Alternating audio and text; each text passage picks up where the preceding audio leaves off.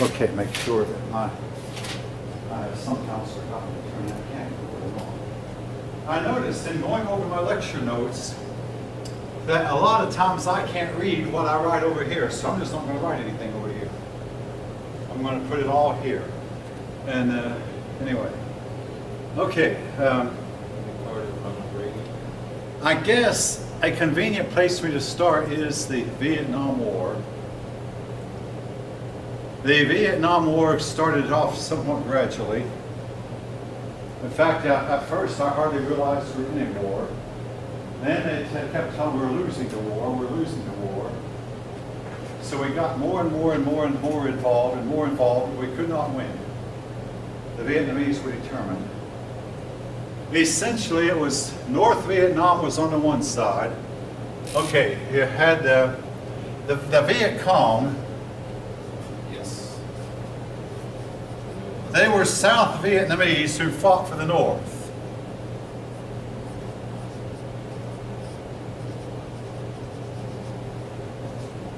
Viet Cong, otherwise there were the North Vietnamese also, of course, who fought for the North. Now the problem was, 3/4 of Vietnam was for the communists. All of the North was communist, they didn't have a choice. And in the South who did have a choice, half of them were for anti-communist, half of them were pro-communist. From the beginning we were fighting a losing war. We really did not have much of a chance to win. And also we were trying to fight a nice war. And the result was, now again, you might know people who fought in Vietnam. A lot of people who fought in Vietnam are now my age or older than I am. And a lot of them have really bad memories of it. The idea was we were going to try to keep Vietnam from the communists. We felt like if Vietnam went communist, all of Southeast Asia would. So what happened? We lost. Vietnam went communist, and nobody else in Southeast Asia went communist. Was that why we were trying to stop it? So that That's what we were trying to stop them. Communism. To the communism. Now, the war was an attempt by our part, on our side, to stop the advance of communism. All right. After World War II, communism took over a third of Eastern Europe. Then in 1949, 6 years, let's see, 4 years after the war ended, they took over China. And it was scary. I mean, it was a fear we had, and they were going to take over. In 1959, they took over Cuba. And they kept getting more and more territory, but then The Vietnamese took over Cuba? the communists took over Cuba. Okay. Communists. No, the communists took over, first they took over Eastern Europe in 1945. Then they took over China in 1949. They took over North Korea in 1950. And then they took over, we stopped them from taking over South Korea. We've still stopped them to this day. But they started to take over Vietnam in the late 1950s, and they drove the French out. The French had them occupied. Well, they drove the French out. We stepped in, but we could not stop the communist advance. But once communism had taken over in Vietnam, communism did not take over much of the rest of the world. The communists would go to these poor countries and say, we know what you need, and we can supply you with what you need, and convince them that they were the good guys. But they eventually, the people of the rest of the world caught on it. The communists really could not help them. The communists went especially hard after the Asians and Africans, what they call the Afro-Asian bloc. They did get, for a while, the communists did get Angola, and they now have Ethiopia, if I'm not mistaken, I believe. But they did not make a lot of headway. Well, okay, Nelson Mandela himself in South Africa was a communist. They led to a big Red Scare in our own country because a lot of people believed that we, the United States, was going to go communist. And Richard Nixon got to be president by accusing his opponents of being communist. He ran against a woman named Borges. He accused her of being communist. She wasn't. And years later he said, I knew all along she was not a communist, but I had an election to win. Like, that justified everything. Nixon got popular by accusing people of being communist. Anyway, but they were taking over, and their goal seemed to be to take over the world. And it looked like for a while they might take over the world. But as was the case of all these movements, they get so big and split. In the case of communists, when Stalin died, the Chinese leader, Chairman Mao, said, I should be the head of the communists in the world. And the Russian leader, Khrushchev, said, no, the Russians should have it, always have the lead. And they went back and forth, and the Russia and China split.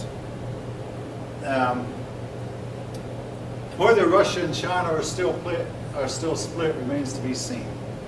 But you still have Russia and China have not always gotten along. Anyway, Vietnam divided the United States. Now, I was around before the Vietnam War started. And folk, I'll tell you something. In the United States, you one time could be driving along and see a man with his thumb out. You could stop and pick him up. I picked up 2 hitchhikers in 1973. Never had a bad experience with them. And then I got to think that they were not. During World War II, if you saw a man in uniform, you were required by law to pick him up. You didn't have to take him where he wanted to go. You could just tell him where you were going, and he could go as far as you. That's the law today? That's not in the books today, no, not anymore.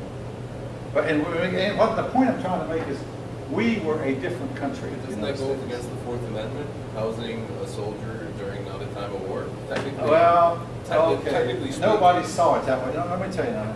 I'm just saying. Yeah.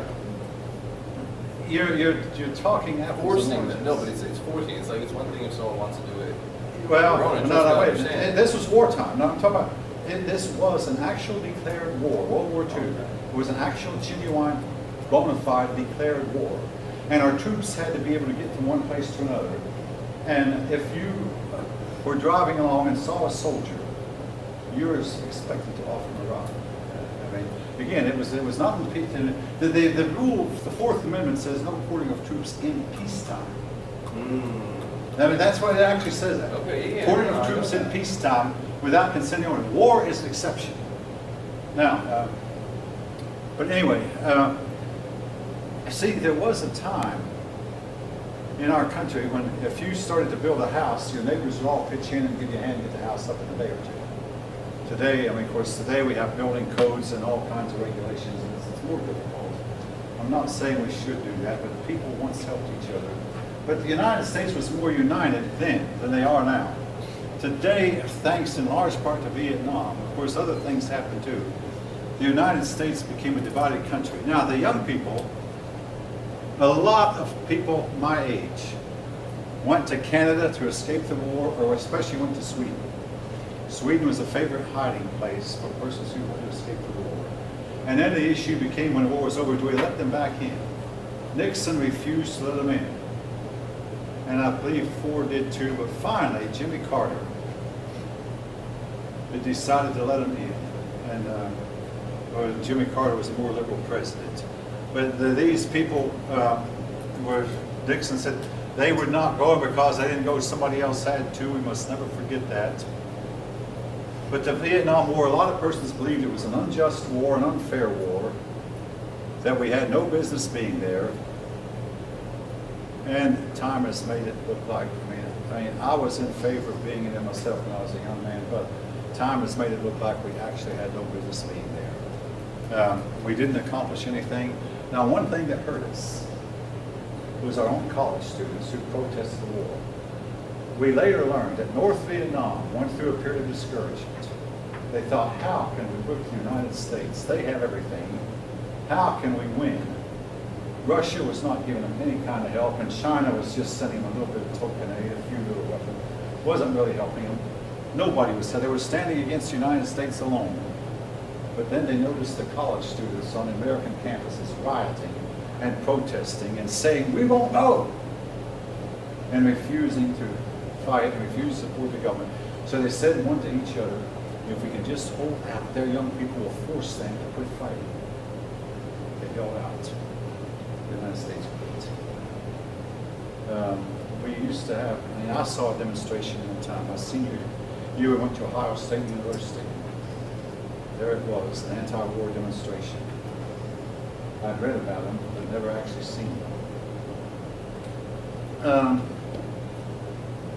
I will say this, we did not allow that to go on in World War I. We did not allow it in World War II, but we did in Vietnam, and we lost. a lot of people believe this might be a failure of democracy. Well, we never really, we did not have the will to win. They did. Okay, anybody, I'll say this about Vietnam. For years, 1964, 1965, 1966, 1967, if you're getting tired, we got tired. 1968, 1969, 1970, 1971, 1972, Vietnam was in the news every day. For like 10 years. It was awful. Actually, it was in the news a little bit before that, and a little bit after that. But the United States lost 60 men in Vietnam this past week. There were 120 South Vietnamese killed. Reportedly, we killed 1,000 North Vietnamese regulars in Viet Cong. We believe the kill ratio is about 10 to 1. But here's what Ho Chi Minh told the president of France. He said, "You can kill us at the rate of 10 of ours to 1 of yours, but we have the numbers and we'll keep coming back." We probably outkilled them 10 to 1, but they had the numbers to keep going, and they had the will, and they kept coming back. But it went on and on and on. We heard Vietnam, Vietnam, till you got sick of it. Vietnam this, Vietnam that. It has, as a result, the president's ability to wage war has been limited. We've tried to prevent another Vietnam-type war from happening. The war finally ended in January 1973 with a peace treaty, which North Vietnam broke. In the spring of 1975, they invaded. The United States did not help. The United States was out. How did they invade the U.S.? They invaded South Vietnam. North Vietnam broke the treaty and invaded South Vietnam. And the United States did not help anymore because Gerald Ford wanted to help the president at that time, but the United States was out of it, just simply out. South Vietnam could not stand up to it. North Vietnam came down, swooped down with the intent to win. Vietnam veterans now are getting old, dying off of old age. And, the sad chapter in American history, really. And even one reporter who had been against the war the whole time admitted it was just outright sad, the whole scenario. The intent was to stop the spread of communism, and really communism stopped itself, yes? Until when did the draft go on? They had the draft for how long? Okay, we had the draft until the Vietnam War ended. The Vietnam War ended in January 1973. By April 1973, now we've had drafts on and off throughout history. There was a draft in the Civil War. Nam started. Oh, the Vietnam draft? Or the Okay, middle or the okay. end? I'm going to try to answer your question. Okay. The draft started in World War II and never ended. In other words, the draft was going on in the 1950 peacetime. Elvis Presley was drafted, but there was no war going on. It's just we had troops in Japan, we had troops in Germany, and I don't know where we had a lot of troops around. And to keep our army up, we felt like so we drafted people. Bob Turley, baseball player for the New York, was drafted again peacetime. We had the draft started in World War II and did not end until 1973. But we had the draft throughout Vietnam. And again, as a young man in high school, we feared the draft. And I recall the year was 1966, and our history teacher, they drafted David Eckhart. David Eckhart had been a star football player and graduated in the spring of ’66. He was drafted in the fall of '66. And they said, some of you might be nearer, we were juniors in high school, might be nearer to this new thing. That meant that we were all of us men were within 2 years of being drafted. Again, and a lot of us did not want to go. I myself went to college, but later I volunteered. But by the time I got out of college, the war was over. The draft came to an end, and we've had an all-volunteer army with highly paid troops, relatively highly paid troops. But again, there was a draft throughout the 40s, throughout the 50s, and of course in the 60s there was a draft, and a lot of draftees were killed. When I was in the Army, the last draftee got out in 1975, but when I joined in 1980, there was a man who was drafted, my sergeant, Arnold, was drafted, but he had re-upped. He initially was drafted, but then once in, he made a career out of it, and he re-upped, he kept re-upping, and I guess he stayed in for 20 years. The African American man that was drafted will be the amount of. Who's that? The African American man that was drafted. Yeah, a lot of Did they- Africans were drafted. yeah, But did the military inject them with syphilis? Was what? Did they inject them with syphilis? Okay, you're in an area that I honestly do not know. I mean, okay, there are all kinds of stories and all kinds of rumors circulating. And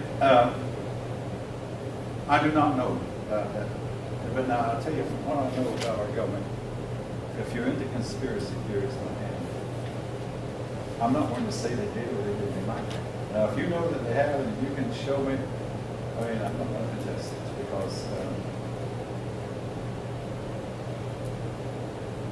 I've been listening to some hair-raising YouTube videos, and on YouTube, it's actually true freedom of speech. You can say, and you don't have to go through a publisher. You can say, and anybody who's willing to work at McDonald's can afford to buy a used laptop, which basically is what mine is, a used laptop. I decided, hey, they're cheaper and they're just as good as long as they work. They're just as cheaper. So you can buy a used laptop and you can put anything online. You can buy an old banged up camera. Man, of course, mine was bought in new. It's now 4 or 5 years old. Bought it in 2013. 5 years old, still works. And you can put yourself on YouTube and you can say anything. Whereas if you try to go to a publisher, the publisher can censor you. But there's no peer review. And some of the stuff they're saying on YouTube is scary. Yes. Came back from now, he was crazy. He was what? He was crazy. He came back from Now, a lot of people who come back from the war are crazy. And this has been going on all down through the ages. Someone who's been through war himself can You've tell been you through that this. when I came back, I couldn't sleep at night. I was screaming. I was waking up.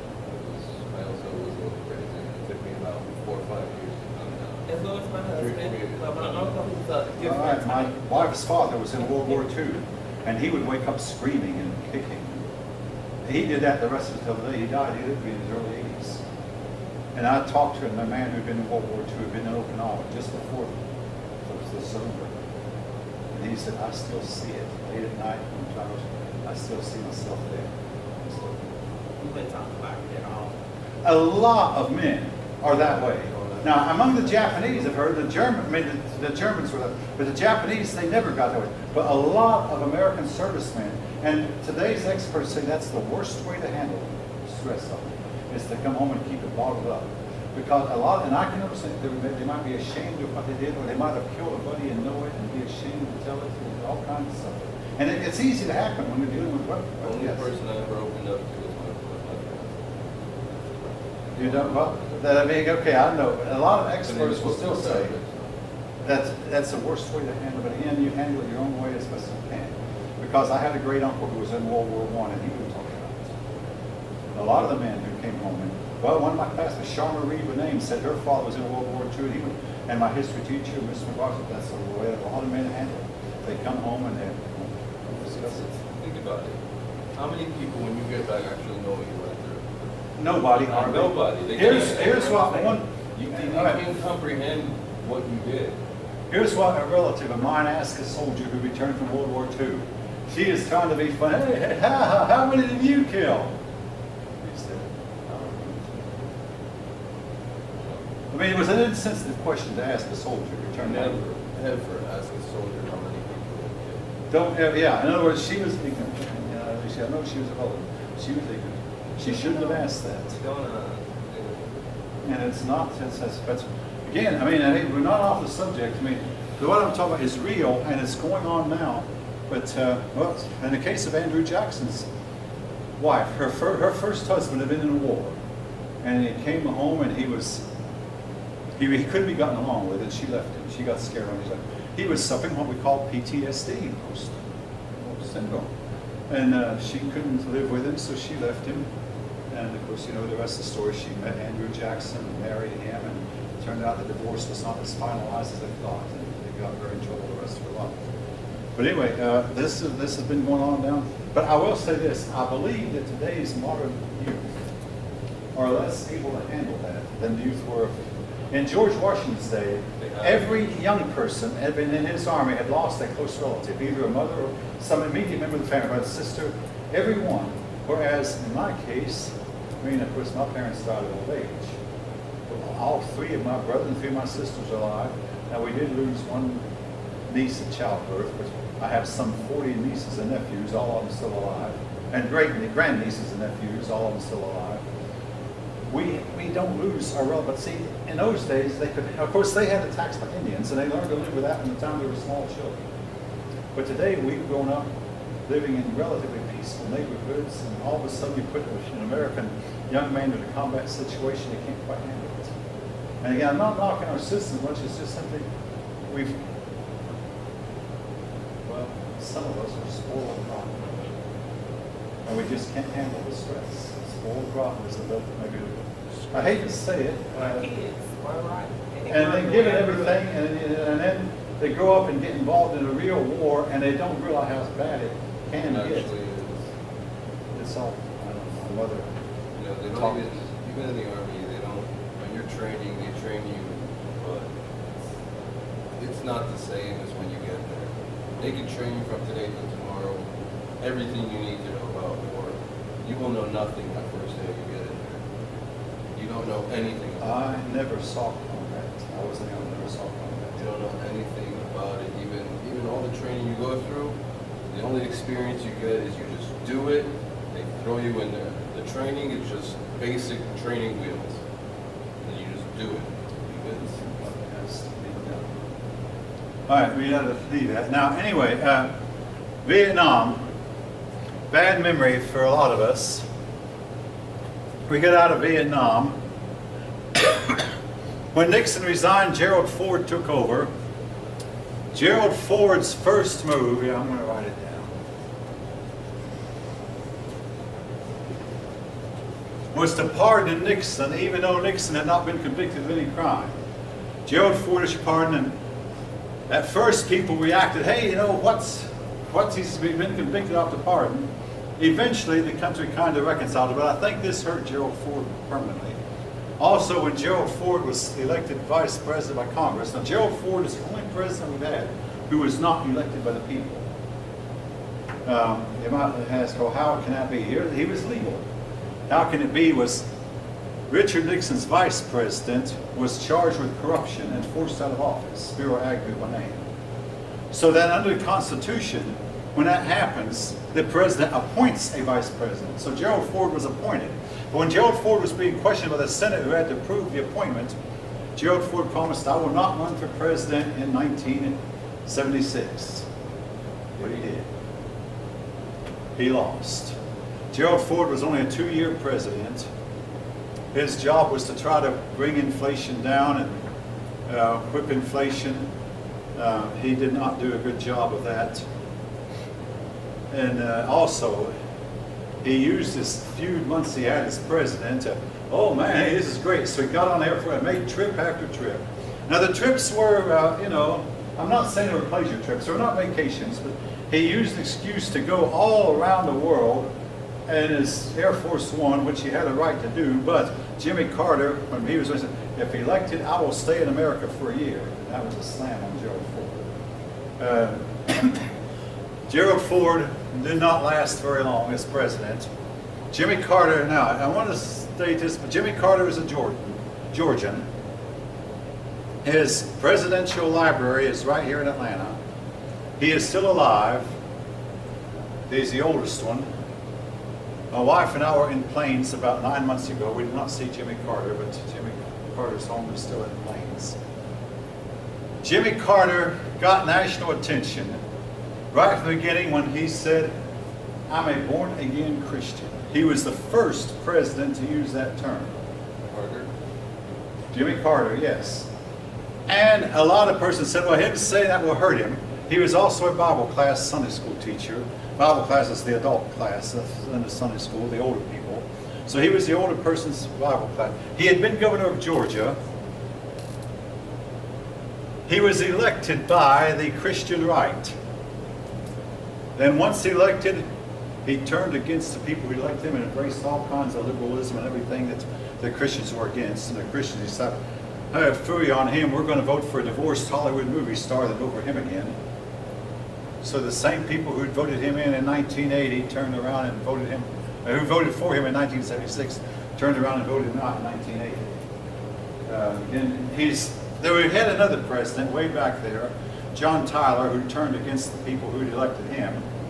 Well, Jimmy Carter did the same thing. He basically turned against the people who elected him, made policies that offended them, the things that the country at that time wasn't ready for.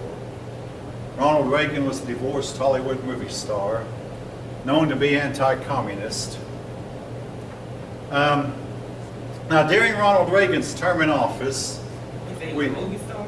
he was a Hollywood movie star. Yeah, he made movies in the 1930s. But as is the case of so many of your movie types,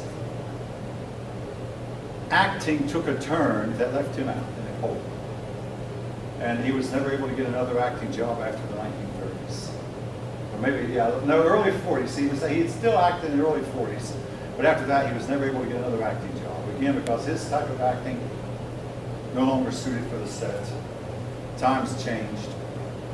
Any of you who have studied acting know what I'm talking about. It's a very, very, very iffy business. I mean, I told my daughter when she thought I said, you might be a pretty young woman, but they want an ugly old woman for this.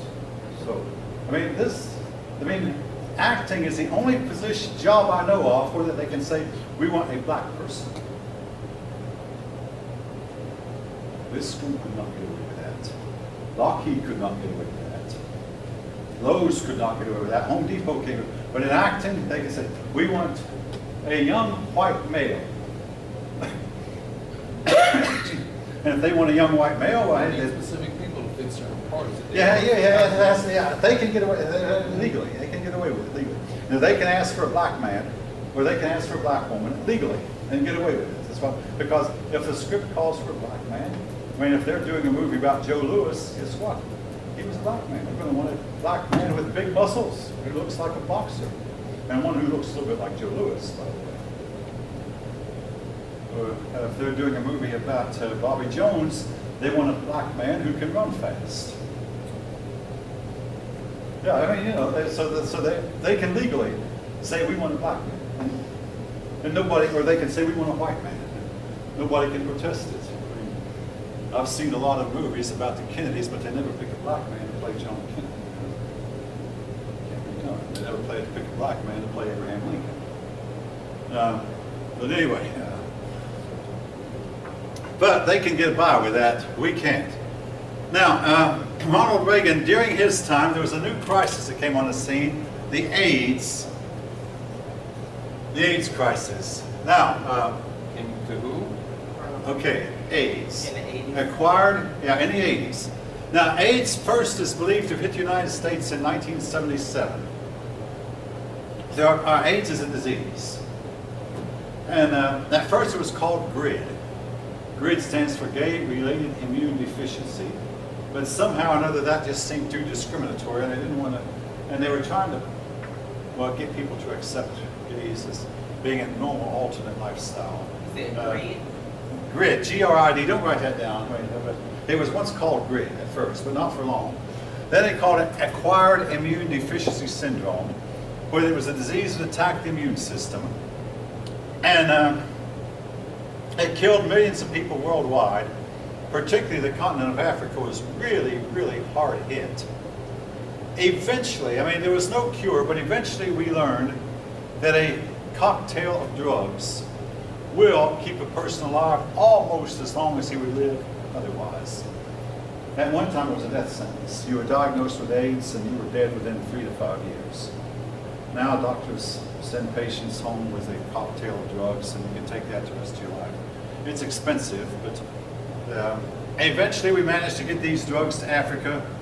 George Bush, 43, gave foreign aid to Africa where he sent billions of dollars worth of drugs to Africa. And helps, they help. Now, they don't cure the disease, it's just you help people who have it live. Again, you don't hear much about it now because it's not fatal anymore. But in Ronald Reagan's day, they had no cure, and one man whom I knew well, who even attended my wedding, I knew at the time that he attended my wedding he had it, and he was dead within a couple of years. It was a death sentence. And hardly anybody, there were a couple people who got it who recovered. What's that? They do have a Medicine cure, is they coming just don't far. want to use it. That's a long way. They got a cure, they just don't want to use it. It's not a cure, you Yes, still it have it. is.